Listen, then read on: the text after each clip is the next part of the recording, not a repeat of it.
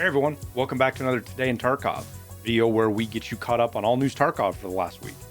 On Thursday, April 7th, we got another tweet from BSG, this time with all three of the new Lighthouse scav bosses together, and they're labeling them the goons. Cool thing with this is we get a better view of some of the gear. The first thing that jumped out at me was the very conspicuous radios all three of them have.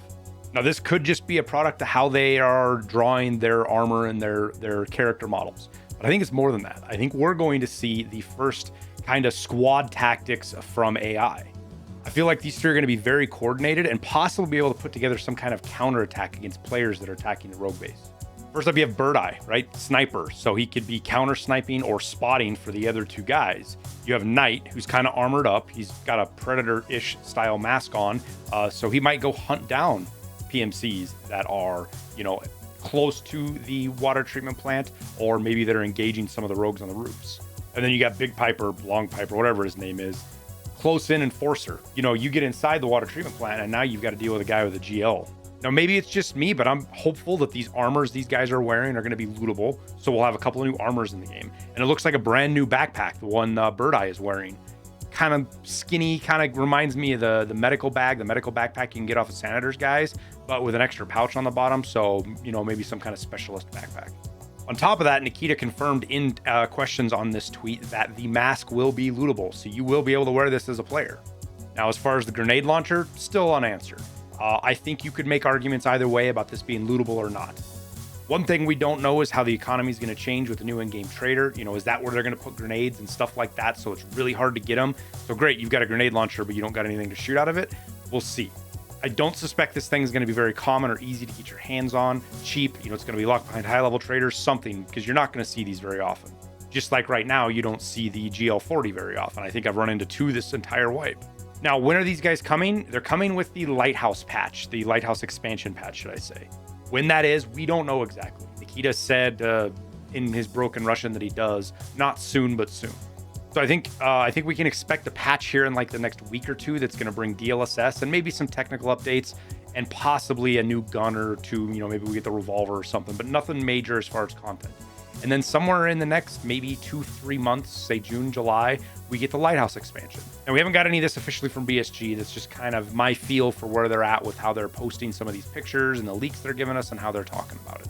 And with that, I believe Lighthouse expansion is going to be a wipe, assuming it is in 2 or 3 months. We're going to be getting a whole new section of the map, new bosses, a new trader system, possibly changes to how the airdrops work, armor, hitboxes, tons of upgrades to the AI and networking, on top of some weapon upgrades and maybe even another Unity upgrade. So all of that kind of comes together to tell me that we'll probably see a wipe with the Lighthouse patch.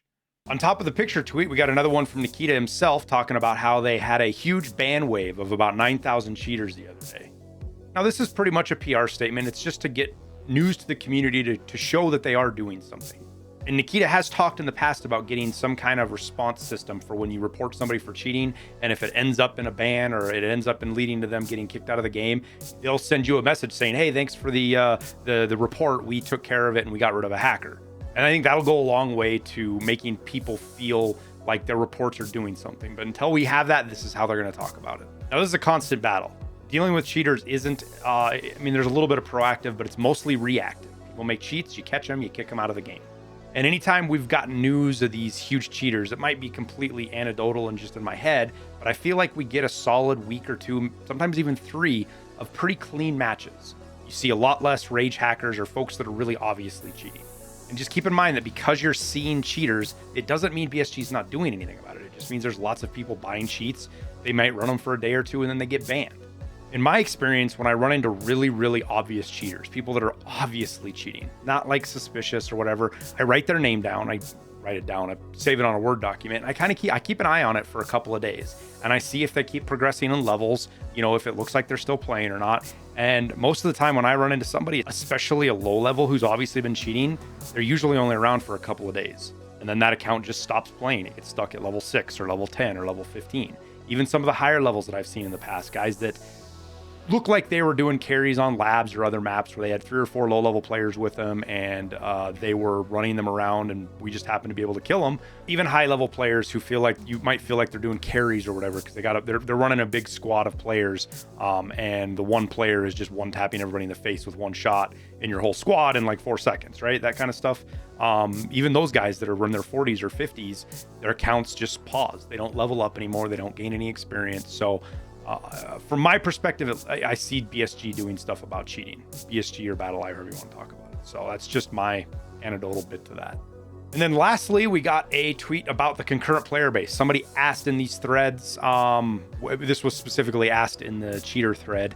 This was specifically asked in the cheating tweet from Nikita, talking about concurrent players. And somebody said their guess would be about 100K, and Nikita said much more. Now, does this mean there's 200 or 300K players playing right now? I don't think so. I mean, there could be, I guess, but for me, this kind of reads like somewhere between 100 and 200K, which is completely believable. So there's been a lot of complaints lately, you know, not necessarily the Tarkov is dying bullshit, because whatever about that happens every way, but people saying that, hey, they're having a hard time finding players. Are people not playing Tarkov anymore? You know, all these various little things, and it doesn't look like that is an actual issue. So if you are having trouble finding players, you know, check your servers. Try to have at least 3 servers selected, if not more. Don't run auto. Auto server selection just seems to have a lot of problems. And in kind of mid to late wipe where we're at right now, PvP kind of comes in bursts. It kind of focuses on certain maps. So for me, if I'm looking to get PvP action, customs is probably my go-to. But I have a lot of luck on resort and even interchange from time to time.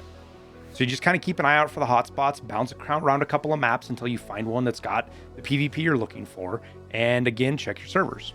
But we'll wrap this up here for today. Next week, we've got some, this week now, I guess, the next couple of days, we've got some big plans for the channel. We're really going to start cranking out some content again. And on top of that, we're going to get into a schedule. We're going to be looking to do crafting videos every Friday for you guys. A Tarkov news video, if you will, every Saturday. We'll do our tits. We'll show tits to you guys whenever information comes up that gives us a good information to do today in Tarkov, you know, news events and things like that. And then planned scheduled videos for Mondays and Wednesdays that are, you know, whether it's a gun guide or a barter guide or whatever it may be. And then sprinkle some gameplay footage and our shorts and TikToks in between there. But with that, we'll wrap it up. I wish you the best of luck in your raids, and we'll see you in Tarkov.